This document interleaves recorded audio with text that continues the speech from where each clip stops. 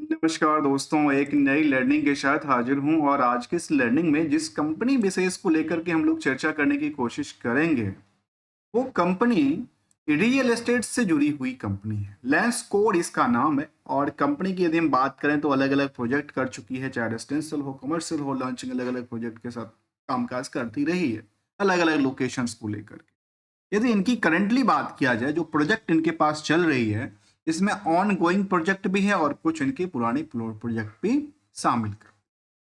अब इसमें यदि देखा जाए ऑन गोइंग प्रोजेक्ट के अंदर जहाँ अपार्टमेंट वगैरह बनाती है कंपनी, उसमें कुछ ऐसे प्रोजेक्ट की जिक्र करती है जहाँ पे चाहे वो द सुमित हो या फिर कह सकते हैं जिसकी इन्होंने लोकेशन मेंशन किया हुआ है। फिर इसके अलावा कह सकते हैं कि जो चेन्नई बेस हैं, फिर इसके अलावा चाहे वो वसंत नगर्स में हो, इसके अलावा जो भी चेन्नई बेस, ज़्यादातर इनके पास जो प्रोजेक्ट हैं वो चेन्नई बेस में प्रोजेक्ट हैं। इसके अलावा चाहे गोपालपुरम्स हो या फिर कह सकते हैं जो चेन्नई प्रेस, अर्थात ये कह सकते हैं सिंपल, ये चेन्नई बेस एक कंपनी है और उसमें ये अपने रियल एस्टेट्स डेवलपमेंट को लेकर के कंपनी कामकाज करती रही है, अलग अलग प्रोजेक्ट बनाती है, बेचती है। लेंस कोड इसका एक बड़ी ब्रांड्स नाम शामिल करती है।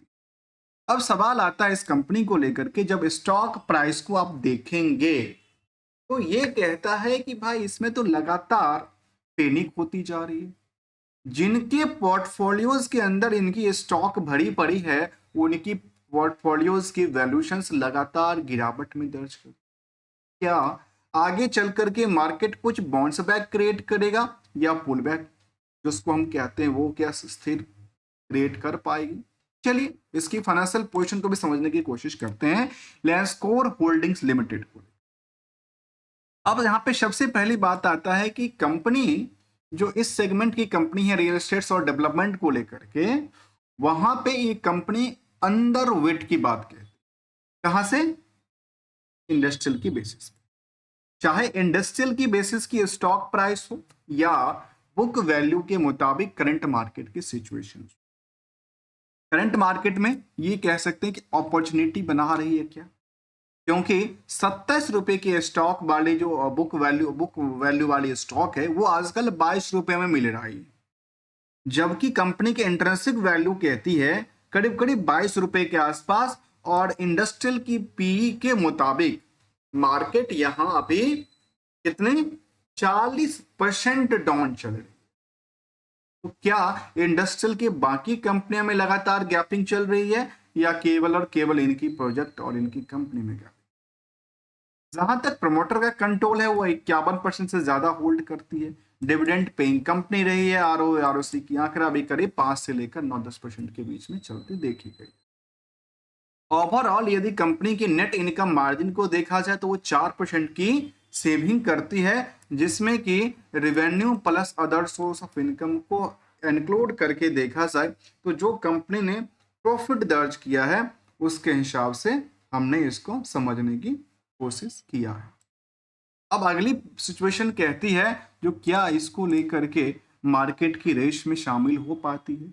देखिए रिजल्ट के प्रोस्पेक्टिव डेटा के मुताबिक देखें तो अभी तक का जो ईयर एंड ईयर बेसिस का ग्रोथ रहा है जो 24 तक का, और अभी तक के मुताबिक मार्केट की ट्रेंड सेल्स अप ट्रेंड की तरफ इशारा देती है, तो प्रॉफिट भी करीब अप ट्रेंड में ही रहती है। स्टॉक प्राइस में एक भारी चलती चलती गिरावट आई, कट आई है, जिसको कह सकते हैं अपॉर्चुनिटी क्रिएट कर रही भी मार्केट को लेकर के। तभी तो इंडियन डीआईआई लगातार खरीदने के रेस में लगे हुए हैं। केवल इसी कंपनी की बात मैं नहीं कर रहा हूं, अदरवाइज सभी कंपनियों की जिक्र करता हूं, मार्केट की जिक्र। यदि क्वार्टरली डेटाबेस की तरफ जरा देखा जाए तो क्वार्टरली डेटाबेस में यदि आप वाई के मुताबिक देखते हैं और क्यू के मुताबिक देखते हैं, इन दोनों के आगे यदि हम वाई के मुताबिक देखें तो 44% के आसपास वृद्धि दर्ज कर, वहीं पे इसके मुताबिक मार्केट में 22% के आसपास गिरावट दर्ज। तो ऐसे ही नेट प्रॉफिटेबिलिटीज नंबर को भी देखा जाए तो ये आंकड़ा साझा करती है करीब करीब 105-6% के आसपास गिरावट रही, तो दूसरी तरफ ये दर्ज करती है कि कंपनी में करीब वही 101-2% के आसपास गिरावट दर्ज करती पाई गई है।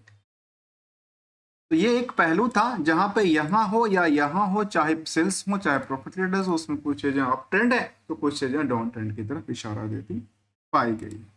इसके अलावा एक चीज और शामिल करता है कि निवेशकों का इंटरेस्ट जो है बाकी कंपनियों के आगे कैसा। तो ये कहते हैं कि जिसमें दिग्गज कंपनी, जिसमें डीएलएफ हो, माइक्रोटेक्स हो, गोदरेज प्रॉपर्टी हो, रियल्टी जैसे कंपनी हो, उसके सामने लेंसकोर होल्डिंग की चर्चा करें तो ये आज भी जो है स्टॉक की प्राइस जो है वो काफी ज्यादा महंगी देखने को नजर नहीं आती। मतलब अभी भी छोटे प्राइसों में देखने को मिलता है, जबकि बुक वैल्यू के मुताबिक हमने देखा अंडर वैल्यूड की श्रेणी में आता है।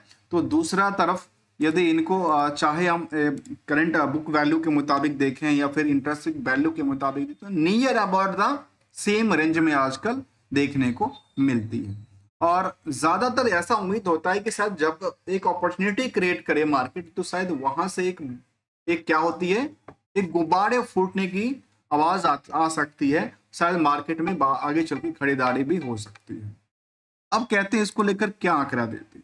यदि निवेशकों के इंटरेस्ट जाना जाए तो कंपनी में करीब 10,000 के निवेशक हैं। FIDI की भूमिका जो थी वो पहले के आसपास ही रही है, कोई बड़ी हलचल क्रिएट करती देखी नहीं गई।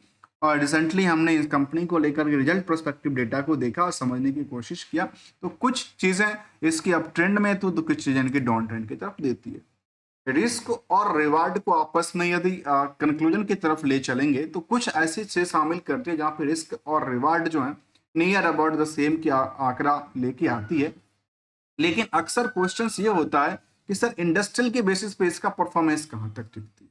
तो सेंसेक्स के पॉइंट ऑफ व्यू से पिछले 10 सालों में डिमांड में कुछ पीरियड में डिमांड रही और उसके बाद मार्केट डिक्लाइनिंग रही। तो वहीं पे इसके जो लास्ट आप इनकी चार्ट ग्राफ को देखेंगे, जब से इनकी चार्ट ग्राफ आ रही है लगातार यहाँ पे बिकवाली का प्रेशर देखने को मिलता नजर आता है।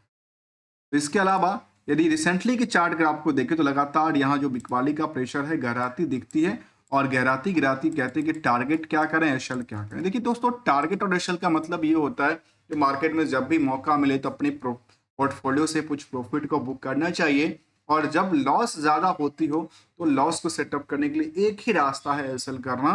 और इसको लेकर के मैं ये कभी नहीं कहता कि आपने इस प्राइस पे लिया, वहां पे लिया, यहाँ पे लिया, ये प्राइस नहीं, बिल्कुल नहीं, क्योंकि सब हर एक प्राइस पे कोई ना कोई ले रहा है, कोई ना कोई बेचता भी रहता है।